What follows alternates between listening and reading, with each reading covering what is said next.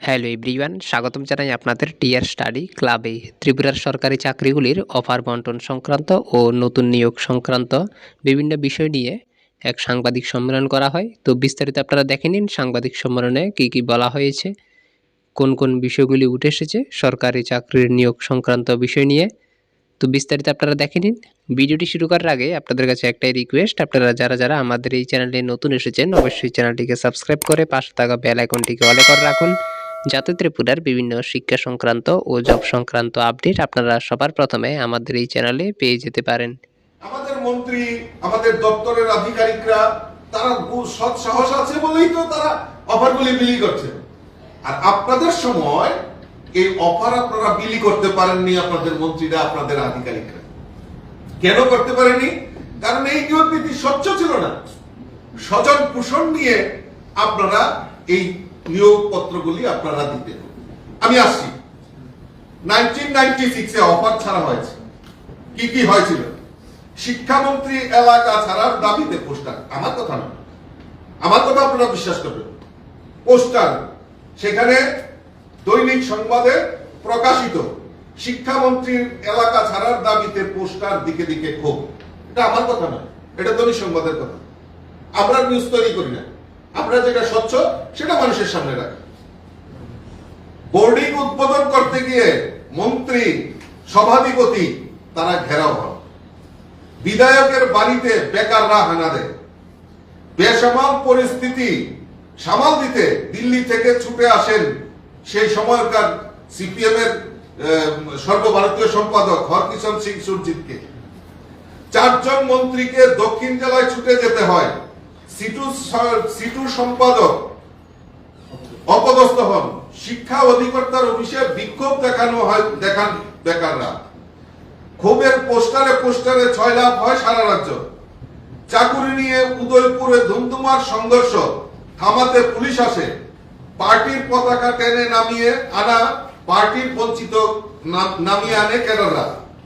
বিলুনিয়াতে ক্ষুব্ধ বেকারদের হাতে প্রহত হন সিপিএম নেতা। এরকম বহু নিদর্শন আমাদের কাছে রয়েছে। 2013-14 অফার ছাড়া হয়েছিল, এটা আমার কথা নয়। এই যে দৈনিক সংবাদ, সেন্দল, সেই সময়কার পত্রিকা, কি লেখা হয়েছে? অফার কেলেঙ্কারির জেরে জুতা পেটা শুরু, 2 বিধায়ককে এলাকা ছাড়তে হুলিয়া। পার্টির হুমকি অগ্রাহ্য করে বেকার বিদ্রোহ অব্যাহত। মেলার মাঠে ড্যামেজ কন্ট্রোল টিম অর্থাৎ কন্ট্রোল রুম এবং প্রাণ বাঁচাতে নেতাদের এলাকা ছাড়ার নির্দেশ দেওয়া হয়েছে। অফার বঞ্চনায় রাজ্য জুড়ে বেকার তাণ্ডব, পুড়ছে পার্টি অফিস।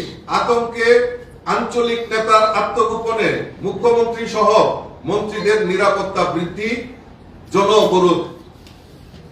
অর্থাৎ এই যে মানে বিদ্রোহ সারা রাজ্যে ছড়িয়ে পড়েছিল। আমি বলছি আপনাকে, তথ্য দিয়ে হচ্ছে 2013-14, আপনারা নোট করবেন একটু।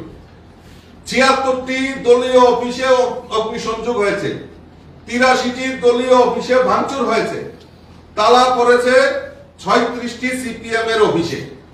করবুকে মৃত যুবক উত্তম চাকমার নামে অফার ইস্যু হয়েছে। অদ্ভুত ব্যাপার, করবুকের এক যুবক মারা গেছে, তার নামে পর্যন্ত অফার ইস্যু হয়েছে। অফার না পেয়ে হৃদরোগে আক্রান্ত হয়ে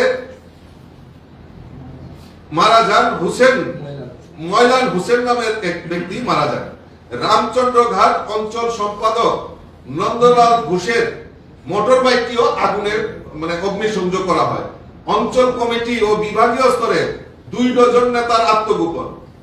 বিদ্রোহের রোশনাল আজ করে উজার ময়দানে রাস্তা উদ্বোধনের অনুষ্ঠান বাতিল করলেন পুত্রমন্ত্রী, পিডব্লিউডি মিনিস্টার এবং কৃষি মন্ত্রী।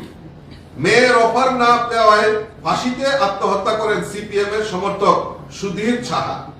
নিরাপত্তার স্বার্থে মন্ত্রীদের সরকারি বেসরকারি অনুষ্ঠান বয়কট করা হয়েছিল এবং মন্ত্রীদের বাড়তি নিরাপত্তার ব্যবস্থা করেছিল।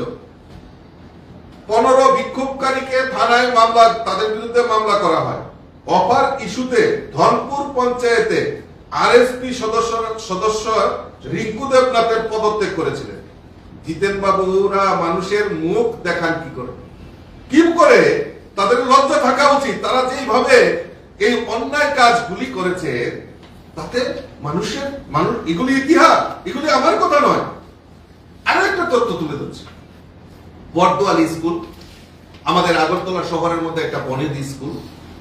এই বর্দোয়ালি স্কুলে এক বাম নেতার স্ত্রীকে চাকরি দিতে হবে। কি অদ্ভুত ব্যাপার। কমরেডের বউ বলে কথা। এখন উনি চাকরি নিয়ে বড় বড় কথা বলছেন। উনার বউকে বর্দোয়ালি স্কুলে চাকরি দেওয়ার কথা ছিল, কিন্তু উনি পারেননি। অবৈধভাবে চাকরি কিভাবে দেন? অবৈধভাবে উনি চাকরি দিতে পারেননি। এই অবৈধতার জের ধরে এলাকার কমরেডরাই তার বিরোধিতা করেছে। এখনো দেখছি উনি ওই নেতা এখন মানে প্রেস কনফারেন্স করে বড় বড় কথা বলছেন, চাকরি নিয়ে কথা বলছেন। লজ্জা থাকা উচিত। আপনার বউকে চাকরি দিতে পারেনি সিপিএম, আপনার এলাকার লোকেরাই কমরেডরা তার বিরোধিতা করেছে। সেই সময় মাধ্যমিক থেকে এমএ পর্যন্ত যে যারা প্রথম শ্রেণীতে পাশ করা, স্বর্ণ পদক প্রাপ্ত এবং বিভিন্ন বিএড উত্তীর্ণ এবং ভালো ভালো নাম্বার পেয়ে যারা অ্যাপ্লাই করেছিল, তাদেরকে বঞ্চিত করে ওই বাম নেতার স্ত্রীকে চাকরি দেওয়ার কথা ছিল। কিন্তু যে প্রকাশ্যে আসতে, এটা আমার কথা নয়, এই যে প্রমাণ রয়েছে আমাদের কাছে, এই প্রমাণের কাছে সমস্ত খবর ছিল। তো ওই বাম নেতার চাকরি হয়নি। বাম নেতার মানে যিনি উনার স্ত্রীকে চাকরি দিতে পারেন।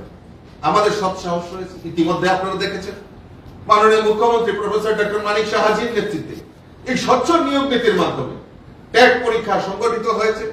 বিভিন্ন শূন্য পদে যে আমাদের চাকরিগুলি রিজার্ভেশন রয়েছে, চাকরিগুলি হচ্ছে, সেই চাকরিগুলি অফার আমাদের মন্ত্রী, আমাদের মাননীয় মুখ্যমন্ত্রী পৌরোহিত্যে সেখানে তাদের অফার বিলি করা হচ্ছে।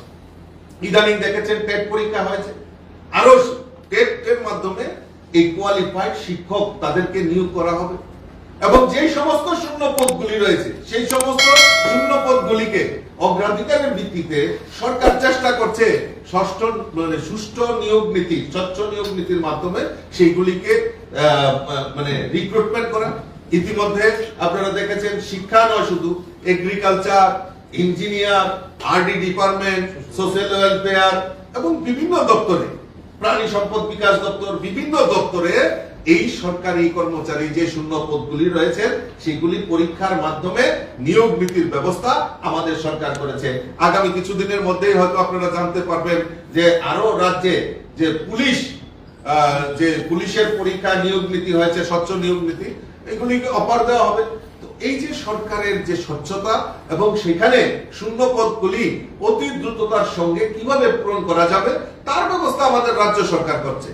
এবং রাজ্যের এই স্বচ্ছ নিয়োগ নীতির ফলে আজকে আমাদের সমস্ত জায়গায় এই যারা আমাদের বেকার যুবক যুবতী, যারা এই যাদের যোগ্যতা রয়েছে, তাদের মধ্যে আমরা এই অফার বিলির ব্যবস্থা আমরা করছেন। এবং আপনারা দেখেছেন এসপিউর মাধ্যমে এসপিউ নিয়োগ, আগামী দিন পুলিশ এক্সিকিউটিভ এবং বিভিন্ন ক্ষেত্রে এই নিয়োগের সংখ্যা আরো বৃদ্ধি হবে। এবং আমাদের সরকার এই ত্রিপুরা রাজ্যের বেকার যুবক যুবতীদের পাশে রয়েছে এবং আগামী দিন তাদের কর্মসংস্থানের ক্ষেত্রে আমাদের সরকার নিশ্চয়ই বলিষ্ঠ পদক্ষেপ নিয়ে কাজ করবে। আর যারা এই বিভ্রান্ত করার চেষ্টা করছেন, আমাদের এই রাজ্যের মানুষকে বোকা বানানোর চেষ্টা করছেন, তাদেরকে মানুষ উচিত শিক্ষা দেবে, বিগত দিনে দিয়েছে এবং আগামী দিনও দেবে।